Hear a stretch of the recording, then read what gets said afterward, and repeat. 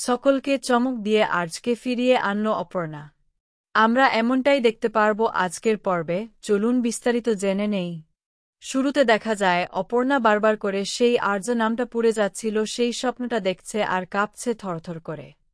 অপরদিকে সুমি জানতে পারে যে অপু আর্যর ঘরে গিয়ে ঘুমিয়ে পড়েছে, সেটা মানসি জানায়। সতীনাথ বাবু বলে, এটা কি করে সম্ভব? আর্যকে পাওয়া যাচ্ছে না, অপু এখানে এসে ঘুমোচ্ছে।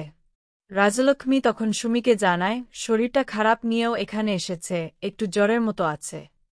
অপর্ণাকে নিয়ে চিন্তা এখন কিছু নেই, কিন্তু আর্যর আগে খোঁজ করা দরকার। তখন রাজলক্ষ্মী বলে, আমি তো জানি অপু আর আর্য তো একসঙ্গে ছিল। অর্ক তখন বলে, হ্যাঁ, কিন্তু ওরা দুজন একসঙ্গে পুরনো বাড়িতে দেখা করতে গেছিল। কিন্তু যখন বেরোয় মীরা তখনই আসে। মীরা কি করছে, কোথায় যাচ্ছে বলে, তোমার সঙ্গে এখন কথা বলার সময় নেই। হয়তো বুঝতে পেরেছে কোথায় যাচ্ছি, বাড়িতে। তারা বলে, তুমি যেখানে যাচ্ছ সেখান থেকে আসছি। ওই বাগানবাড়ি পুড়ে ছারখার হয়ে গেছে, কিছুই নেই। রাজলক্ষ্মী তখন মীরাকে জিজ্ঞেস করে, আর্যর কোনো খবর পেলে? তারা চুপ করে থাকে। অর্ক তখন মাকে বলে, দাদা কোথায়?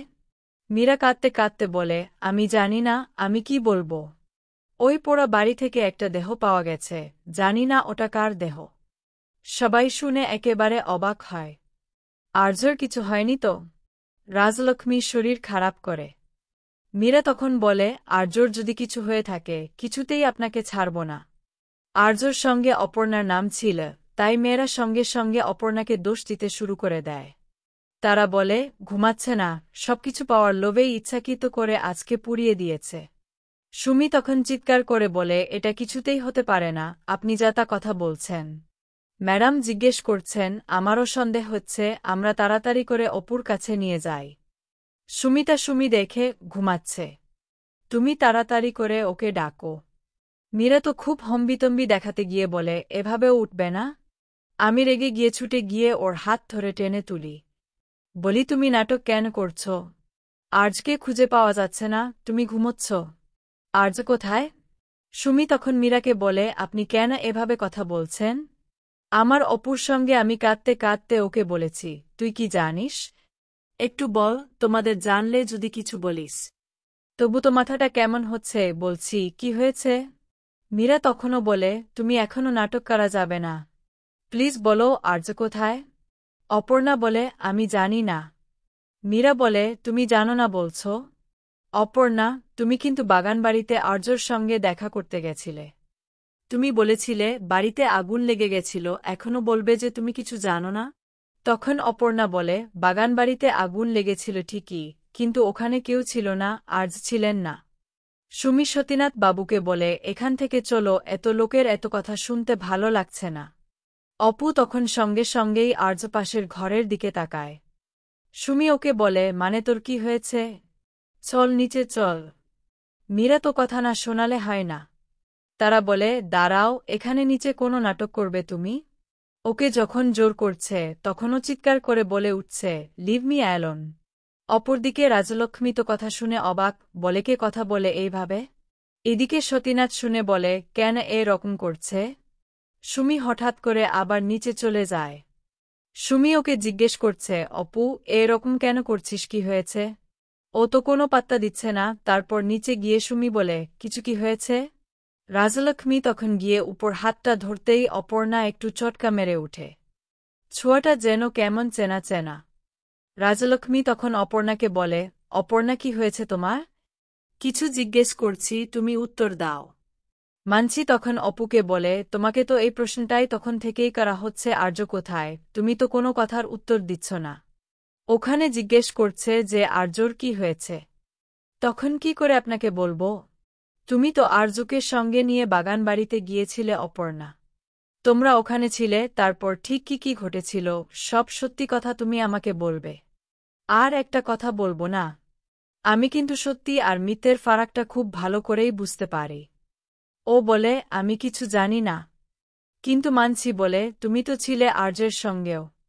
তখন অপর্ণা বলে, শুধু আমাকে যেতে বলেছিলে, আমি গিয়েছি, কিন্তু ওখানে ছিলেন না।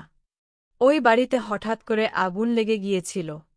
যা ঘটেছে আমি তাই বলছি আপনাদের সবাইকে। কিন্তু ওখানে না পেয়ে আমি এখানে ছুটে চলে এসেছিলাম দেখতে উনি এখানে আছেন কিনা। কিঙ্কর তখন অপর্ণাকে বলে যে না পেয়ে চলে এসেছ নাকি কোনো কিছু ঘটিয়ে তারপরে এখানে এসেছ। বলে আপনি আমাকে এভাবে কেন বলছেন? কিঙ্কর বলে আপনাদের এটা মনে হয় যে আমি আর আর্যের ক্ষতি চাইতে পারি? আমি আপনাকে বলছি তুমি একদম চুপ করো। তোমার মুখ দেখলে কিছু বোঝা যায় না তুমি আর কোনো ক্ষতি করেছ কিনা।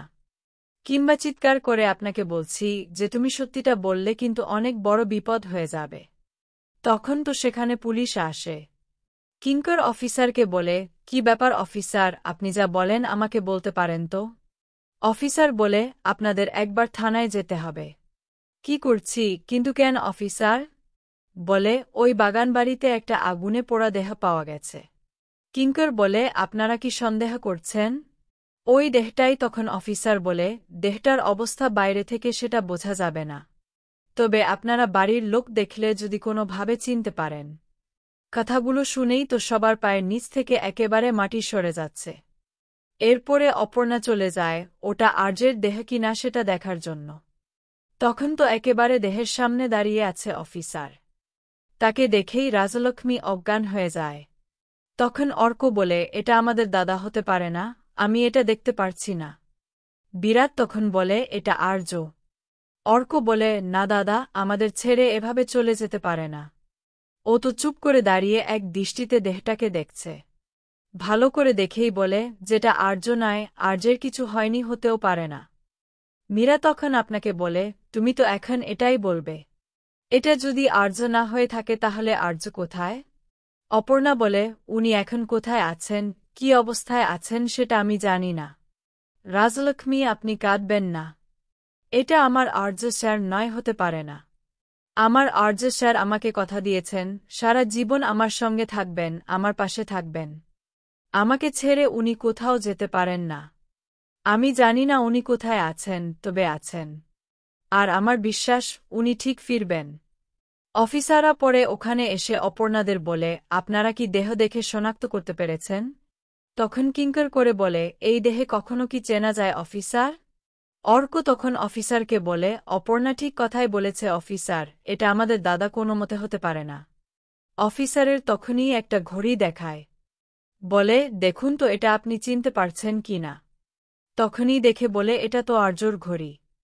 অপর্ণা ঘড়িটা দেখিয়ে বলে আমি নিশ্চিত এটা আর্য স্যারের ঘড়ি নয়। কিন্তু কিঙ্কর তখন অপর্ণাকে বলে এরকম হটকারী সিদ্ধান্ত নেবেন না। তুমি কি করে এত সহজেই বলছো এটা স্যারের ঘড়ি নয়? তখন অপর্ণা বলে আপনি কি করে নিশ্চিত হচ্ছেন যেটা সত্যি? অফিসার বলে তাহলে তো একটাই উপায় বাকি থাকে ডিএনএ টেস্ট। ডিএনএ টেস্ট করে বোঝা যাবে দেহটা কার। আশা করি আপনাদের অনুমতি আছে তার জন্য। আপনাদের কি মনে হয় দেহটা কার? কমেন্ট করে জানিয়ে দিন। আজকে এই পর্যন্তই আপডেট পেতে চ্যানেলটি সাবস্ক্রাইব করে রাখুন।